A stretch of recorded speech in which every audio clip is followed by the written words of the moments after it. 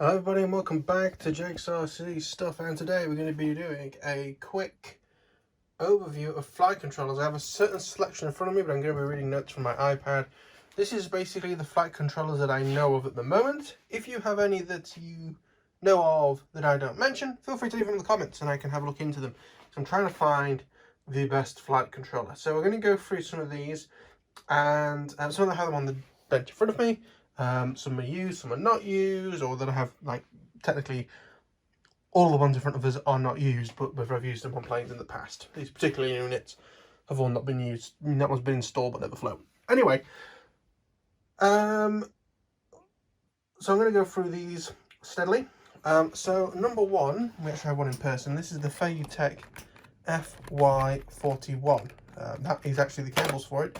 The actual flight controller is here.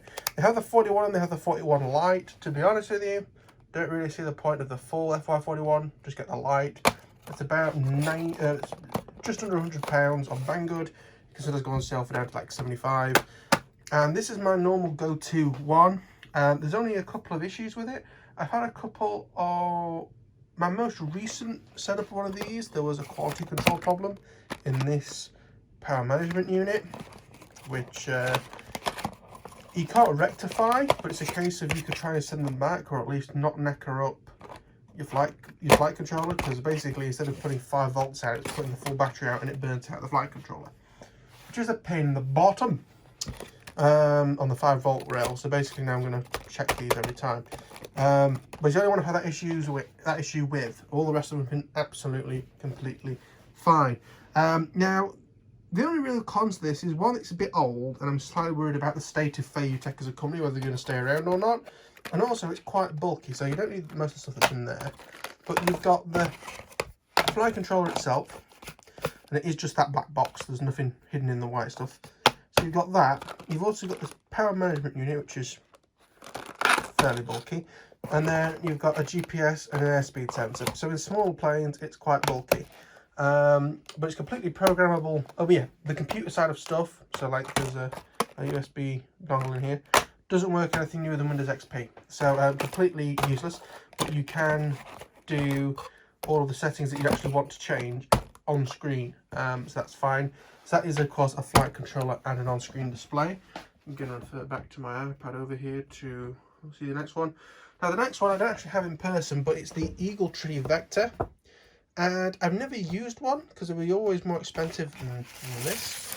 And at the time I didn't really see any pros for me personally to the EagleTree one. I know some people love them, and for those people I don't blame you. It does look like a good piece of kit.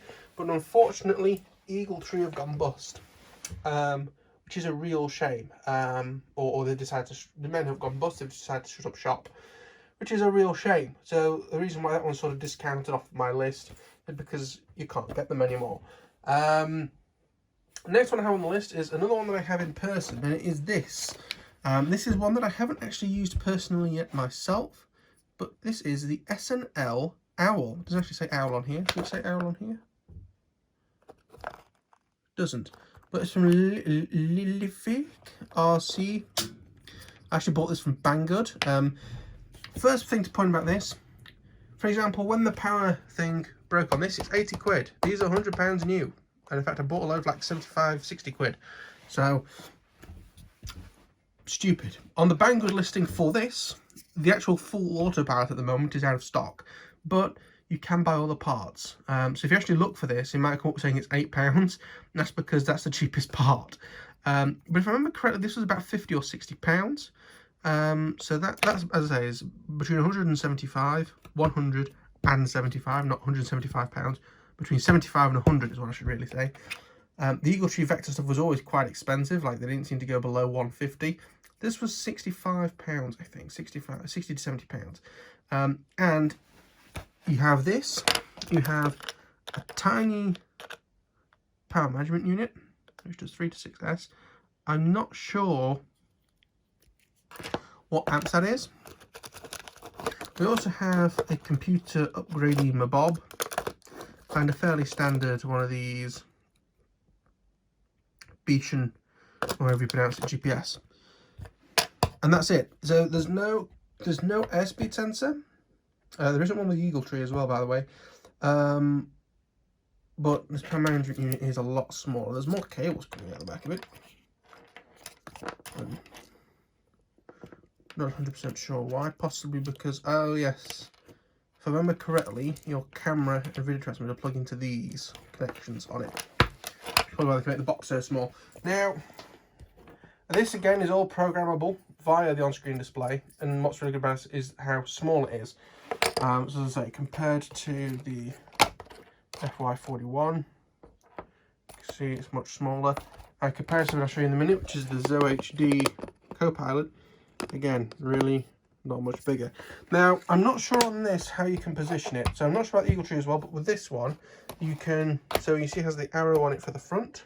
And what you can do is you can have this any way around like that, and you can set that on the on-screen display. Now, I think you can do that with this, so you can have it like this. But I don't think you can now the FI41 can't do this either, but you can't orientate it like this. Now, the other thing, why is that important? But there are some planes that are quite skinny but have quite flat sides. I'm thinking like a mini Skywalker or a Bixler maybe. It's easier to have this mounted on the side out of the way. But you can normally on most flight controllers only set the rotation in this direction. I'm not 100% sure. The only video that I have seen on this, and I completely ignored what he was saying because I don't trust his opinion, but is Alishan Mayo. I just watched the video, listened to what he was saying, but didn't listen to his opinion, basically, so that I could see the options. And honestly, I can't remember if you can set it that way up, so you can have it like this in the model. I honestly don't know. I'll have to double check that, unfortunately, look at his channel. But we'll have to see about that.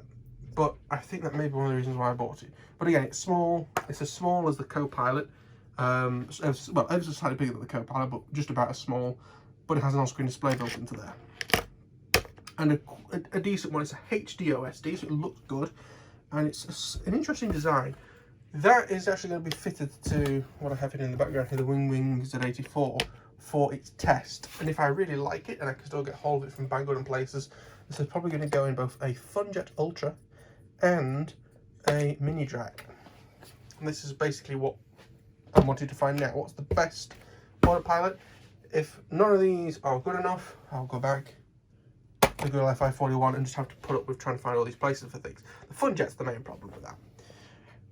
Now this section I need to divide into two different pieces because we have the hardware, which any old GPS, you can either use a GPS like this, or actually most people are going on to these Venetian ones, and the Matek flying wing boards. So we have this, which is the bigger one.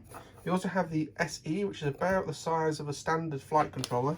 You know, like your not nays, but you know what I mean, normal F4 boards. Now the hardware is great because you can see the current sensor is built in. The only thing that you need separately is the GPS. So if anything, in some ways it's even smaller than the SNL Owl. You know, but you don't have to have, so the SNL Owl itself is smaller, but you don't have to have this cable with it, so it's all sort of in one unit. The big problem is the software. Now there's two softwares, or at least two main softwares for this. One of them is iNav and one of them is Adrupilot.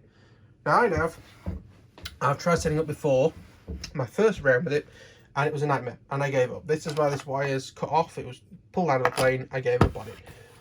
Then Matthew Ogborn did a series on the ZOHD Drift where he put the smaller, even smaller F405. It really is about the same size as this, really. As I say, it's the same size as it's basically the same size as that, to be brutally honest with you. We'll get on to in a moment. Now that's fine. iNav, as I say, so I went on to the Drift, and what was great is that Matt had his settings so you could copy and paste them. They didn't copy and paste very well. That's not his fault. I think that's more of iNav's fault. That's in the Drift. I went to flight the other day, and other than the fact that the Drift had broken itself, there was also a problem where, even though it should have been in pass-through mode, which basically whatever signals I put into the plane go straight to the servos. There's no gyros. There's no well, there is mixing, but there's no, there's no gyro stabilization or anything. It's all manually controlled. I was wiggling it in my hand and it was moving around. I don't know why. It means it clearly wasn't in the right mode, or something was weird with it. So I've got to get it on the bench, get it plugged in, fix the connector that broke off in the wing, and look at trying to figure out what's going on with that. If I hate it, again, it may end up with one of these, and if I like these. If not, to be honest with you, it may end up sat on a shelf until I decide what system to put in it. So I've done that. Adrupilot, that runs on the same hardware, but it's a different sort of software for it. And I've honestly not used it. Some people seem to say that it is harder, but what's good about it is the fact that there isn't as many options, as far as I can see, at least to get it flying. Because iNav works with quads and fixed wing, there are lots of options in there that make no sense or that you have to change to make it work with fixed wing. Whereas Adrupilot, as opposed to other Adrupilot or Adrupilot or whatever it's called, is for planes, and it just works for planes only. So what I may do is I'm actually going to have like 2 test bed planes. So I've got this. I've also got a Sky Surfer X8 from XUAV, which is basically a Bixler. And I might put this flight controller in that, running Adrupilot, and see how we get on with that. But to be honest with you, unless something magical happens with the drift where it suddenly starts working all right, the idea is if the drift works all right, I was going to take the same board, or same type, well, not the exact same board, put it in this and try and convert it to flying wing, because the drift is a normal style plane with elevator and aileron. And then if it flew all right in that, then I could consider it for the fun jet and the drag. It's all these things where I know that people who have had issues with iNav have gone to Adrupilot and found it okay. So that's, I'm going to give Adrupilot a go. To be honest with you, I wrote it off seemingly stupidly, because I didn't like, because of how bad I found iNav, but the hardware is okay. Soldering the pins on could be a ball ache, and some pins aren't in sensible places, but you know, it's fine. But it's kind of like saying that, you know, I prefer Mac, I prefer Windows. Until recently, they all ran on x86 style processors, so the hardware is the same. It's just whether you like the OS or not, and this is sort of a similar thing. Do you like iNav or do you like Adrupilot? So I will give Adrupilot a go at some point. If I hate both of them, all of these will go in the bin. Next, we have another one that I don't have with me, but it's the Arkbird Lite. I think it's meant to be kind of similar to the SNL Owl. I'll be honest with you, I know very little about that, but the Arkbird Lite costs about the same as the SNL. I bought one at the same time as the SNL, but it was out of stock. They didn't know when I was going to get it in stock or whatever, so I cancelled that and just had the SNL delivered. I could get on with it. There's also the MyFlyDream Crosshair, which I would put as more of a competitor to something like this and the EagleTree. It is quite a big bulky thing, but it does look as if it's quite a big bulky thing where everything's in one box. So the box is a lot bigger, but everything's in it. So I don't think there's like a PM unit. Well, another thing that's kind of annoying about it is it has like a daughter board. It almost looks like a Raspberry Pi set next to it that all the servers and stuff run into. Why they couldn't put it all in one box, I don't know. Another good thing, so the F411 does not use S-Bus. Everything that I've mentioned so far does use S-Bus, as does, I think, the Arkbird that I've just mentioned, and the Crosshair. There is also the SN-Navi, which I presume is from the same people as this. I didn't really look, which just looks like a bigger, fuller featured version that I want to take a look at. There's the Detram Z3, which, if you look at any decent review where it's not been handed to them and they've like, actually this guy, it was handed to it, I think, and he hated it, but I've had a look at Archangel's RC on the Z3, it's crap, and he's not the first person to say it's crap, so it's crap. So that's basically on there to say do not buy. I'm not going to buy one to test, because why risk breaking the plane for no reason. And last but not least, we have my sort of secondary go-to autopilot. Right, so sorry about the disturbance, but I've now put myself in a tripod, or put you in a tripod, so that there's less wiggling around. I tried to reduce that, and also I have it on my little tripod that I have it on now, but I have the sticks closed so I can hold it a bit like a selfie stick, and that hopefully makes things a bit smoother. But what I have here is my second favourite as of now, the ZOHD Kopilot Lite, and one day I hope these people make a full Kopilot. We'll get onto that in a second, but this is the size of it. So that's a GPS, that is the ZOHD box. This is the sort of options set which you can remove, and these connectors are far too big for what they actually are. If I compare this to an F405-Wing board, you can really see the difference. If I compare that to a, let me just make sure the notification is going to fly up. If I compare that to an Apple Watch screen, you can see the sort of size. Also, you now know quite how far back I am doing things. Actually, it's not too far back for this channel. My gaming channel's like 2 months ahead, which is great because it means if I want a month off, I don't really lose anything. I have to do any work beforehand. ZOHD Kopilot. Back to what I was saying about them hopefully making a full Kopilot. Actually, let me just mention 2 issues. I have had issues setting what type of wing it is, whether it's a delta, a T-tail or a V-tail, but I think I've just about cracked it. The instructions that come with these are not brilliant because they've tried to fit onto an A4 piece of paper for whatever reason, and the instructions just aren't brilliant. It really needs somebody with better English than me, even though I'm English, to write a proper set of instructions for this online that you can follow instead. The other issue that I have is that the gyros I normally set to 50%. So the way that these work is where it's pointing straight at the name. It's 0, you move it clockwise all the way around to roughly where that is. It is full movement one way, and the other way around it's full movement the other way. And I have it very, very close to 0 on both of the places I have this in. I have it in the ZOHD 250. I actually bought that with one of these and the camera. I actually bought the other 2 cameras and Kopilots separately. So I've got the one Kopilot in the box, and the other one is in the long-range Sky Hunter, Mini Sky Hunter, Nano Sky Hunter, whatever it's called. And then I have, camera-wise, I think I have one spare in a box, and I have the other one on my AXN floater jet, which, because that's so light with that camera on, flies excellently. I'm really impressed with that. We'll get on to that another day. If actually, could really do make a note of that. Bear with me a sec. Right, I've had that note on. Apologies again for another disturbance in the force. So, in terms of the big problem with this, is that it's just an autopilot. By the way, you can choose with that thing there whether, because all the modes that this has, sorry, I'm a bit scared about this. So in terms of flight modes, you have the options of stabilised, then nothing, and then either radius, which is just auto circle wherever it is, or return to launch and circle. And you can set the radius height, I believe, by moving that around, but you want return to launch. Again, try to read the instructions to understand how it properly works. So it's really good for a model that you just want a bit of stabilisation and return to launch when the excrement hits the rotating metal object.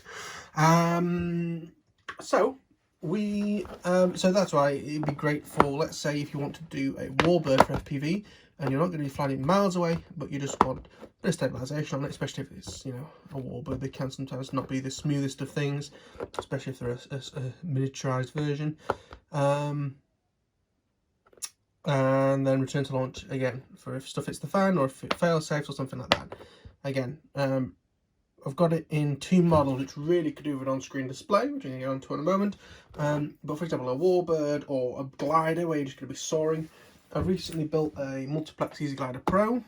Build on that is on the channel. That's the type of plane that, if your battery doesn't have to go as far back as mine does, would suit something like this. A bit of stabilisation, return to launch if needed, and all of that gubbins. But yeah. But again, one of the main problems, no on-screen display. Now personally, because this only has 2 flight modes and off, I don't think you need to know what the flight mode is on the screen. But the main 2 things that I want to know on a screen is the amount of amps and a home arrow. Now of course, with this heavy return to launch, you can just flick return to launch, and when it starts going in a direction that you know is home, that's fine. But a home arrow, distance, if you're bothered about the law, things like height and, again, distance, it's a problem. Now, I do have, and I'm going to actually get this out of the box, so I hadn't got this prepared. I bought these incredibly cheaply from a place in Australia. These were 25 Australian dollars, and Australians will not be afraid to tell you their money is worth nothing. So I think it ended up being like £11, and then another 10 Australian dollars for shipping, and I bought 2 of them. I should have bought a lot more. And this is the EasyOSD, Immersion LC EasyOSD XT60. When I first started, you either had an EasyOSD or you had an FY21, and then not long after you had EagleTree stuff. Now, this does not have an autopilot in it. This is just an on-screen display, so you can see why I'm mentioning it. Jesus, how much bubble wrap? Are you ready? Are you ready? Are you ready? Are you ready?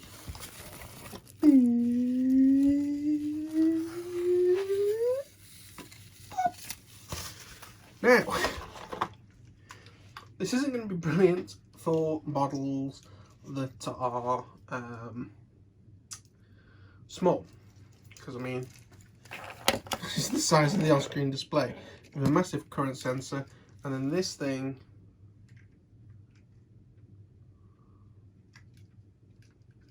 what? Oh right, I see. This is like in and outs for video transmitters.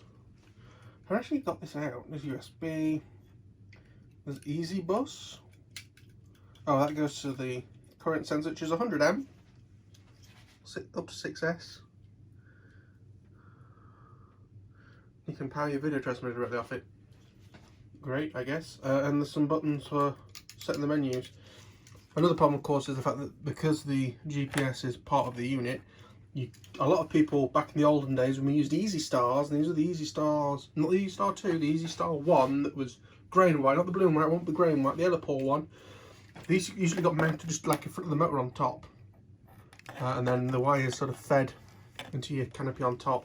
Back in the days where we had to modify everything, back in those days I just had an Easy Glider, which is why I built another one. This is an example that I have on hand. An example that I have ordered is the MyFlyDream Tiny, is it called? Oh, where's the iPad? iPad! Okay, let me go and have the name of it on here. Notes. Skylark Tiny OSD. There is the Minim OSD, but that looks a bit complicated to be honest with you. But basically, I want an on-screen display to go with this. And I want it to have current display so I can use it to know how much battery I have left. And I want it to have a home area. They're the main 2 things that I'm bothered about. So that is why I have bought the Skylark OSD. It does how many milliamps you've used, I think. If not, it just has some sort of battery readout, it's better than nothing. A few other things. That OSD, for example, I bought it because it was so cheap. I never had one before. You know, they used to be 250 quid, and I bought it for 25 Australian dollars. As I say, 25th of their original price. So I bought that OSD. It's incredibly tiny. I mean, the current sensor is about as big as an XT60 connector, and then it has 2 XT60 connectors on either end. So they're not going to directly link together. There's going to be 2 GPSs, for example, which may cause issues. But I want to give it a try. The only problem is, when it wasn't on sale, these are quite cheap. These are about 30 to 40 quid, usually around the £30 mark. So really, if you want an on-screen display, there's no excuse. Other than, again, as I mentioned with a lot of these, except for iNav and possibly Adrupilot, the SNL, the issue I have with a lot of them is you can't fit them like that. They've got to be flat down, but you can choose whichever direction. This one, it has to be flat and it has to face the front. There's no way of changing it. Another downside, but again, because the connectors come out the top, it's not quite as critical. I do have a full review on this, which this is a bit rambly, so you're probably best looking at that instead. I also need to put them back in that box. I have so many Immersion RC stickers because they're a sensible company that put 2 stickers in the box, one for either side of your plane for symmetry. Unlike Powerbox, which that Powerbox stuff I unboxed a little while ago, which you won't have seen yet, actually. So surprise, Powerbox stuff. Back on the topic before I go completely off the rails. And then there's, sorry, stick around, continuing. There's people like Hacker who like, yeah. Right, back on the topic. The Skylark Tiny OSD. It's tiny. Tiny little current sensor, tiny main board thing that you plug stuff into. Tiny current sensor. Tiny current sensor, tiny GPS, tiny thingamabob. It's tiny, because that's why it's called Tiny OSD. Can you understand that I'm losing my train of thought completely? But yes, they're not linked together, but I don't need to know what flight mode I'm in, because it's only one of two. Well, three technically, if you count off as being a flight mode. And because I have a either Free Sky or Radio Master, it's going to be on Radio Master, probably by the time that's put in anything. It's going to be, it's going to tell me what mode I'm in. That's fine. So yeah, that's going to add OSD to this. Now, what I believe I was saying before when I went for my tangent on stickers and on-screen displays and all sorts of things, is it's not cheap. It was £65. Now, it wasn't on sale. It might go on sale for, say, 40, in which case when you pair this with 30, it's not a bad price. And again, if you have a thinner model, you know, where you or a smaller model where you can't have big bulky things, you know, maybe two smaller things that you can sort of fit in a long line, you know, longer than wide or tall, might be better for you. Again, I hope that ZOHD come out with the Kopilot Pro or something that has an on-screen display and current sensor in it, because there's a tiny version of this which has a current sensor and an on-screen display built into it. So hardware-wise, they can do the packaging to get there. It's just, I don't know, the software, at least iNav on them. Well, this has been a rambly talk about autopilots for fixed wing. The only one of these that could do anything other than fixed wing is this. Well, not this. This board is specifically for wings, but you can run iNav on a normal F4 board, which I might try if I ever got into quads again, which probably won't. But all the quads that I've got NASs I can put in, and the NASs are fine. The drop quad that I'm working on has a NASA in it. It's going to run a NASA. I can't be asked to faff about. I know the NASs work. But this has been this ramble on this topic. Hopefully you watched some of this. If you did enjoy it, please click like. It helps me a lot. Remember to subscribe if you're new. And if you have any comments, to either mention what you think of these different flight controllers, if you've used them, or if you have any that I've missed, maybe some obvious ones I missed, but I'm not aware of any, then feel free to put them on here. As I say, over time I would like to get all of the flight controls that I mentioned here. Maybe if you happen to work for one of these companies, you want to send me one for a discount or free or whatever, thank you very much. It'll get featured on the channel, an unboxing video, an install video, all this other gubbins. Or if you want to donate, the link's normally in the description. I'm going to have some English lemonade, not the sort of lemon water that you Americans have.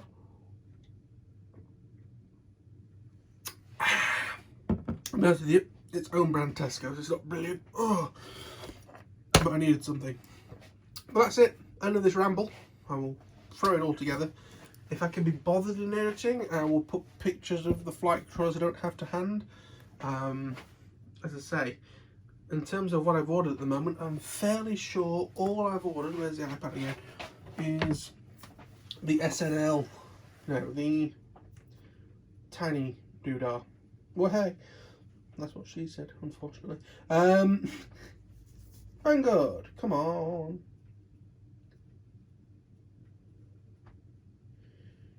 Shut off. Count.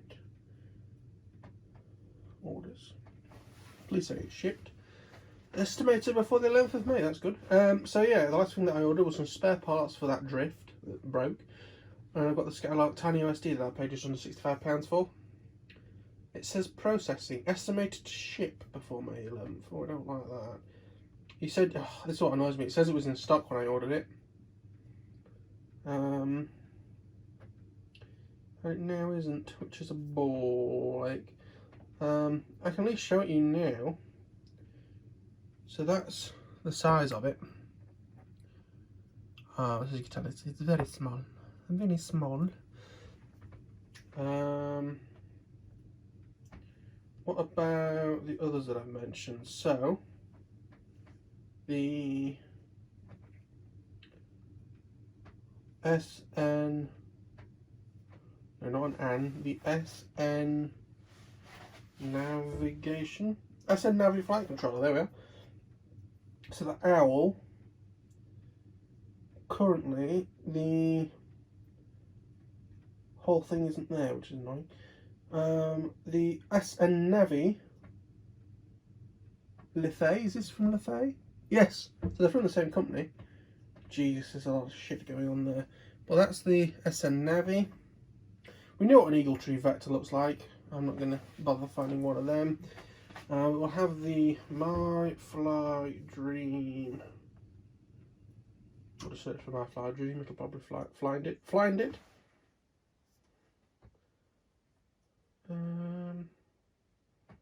Crosshair. Did I say crossbow? I meant crosshair. So there we are. As you can see, it's quite a big thing.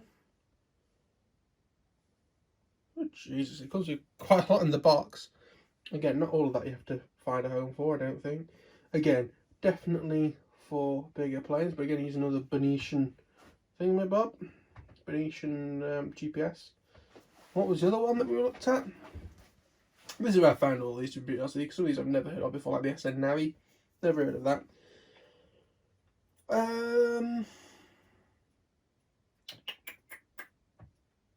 SN-Navi, MyFlyDream. What was the other one? I know there's some of the other ones that are specially designed for Adrupilot, but I'd rather use these because they're smaller and lighter and more sensible. Let's just search for Autopilot. So search F411, Pixhawk. Trouble is, yeah, the Pixhawk stuff I don't think you really need, because you can use them ones. A lot of these are coming up for multi-rotors only. Oh, there's the Arkbird Nano. What's interesting about the Arkbird Nano is the fact that you can also use it for some of their VTOLs from Arkbird. It's fairly small.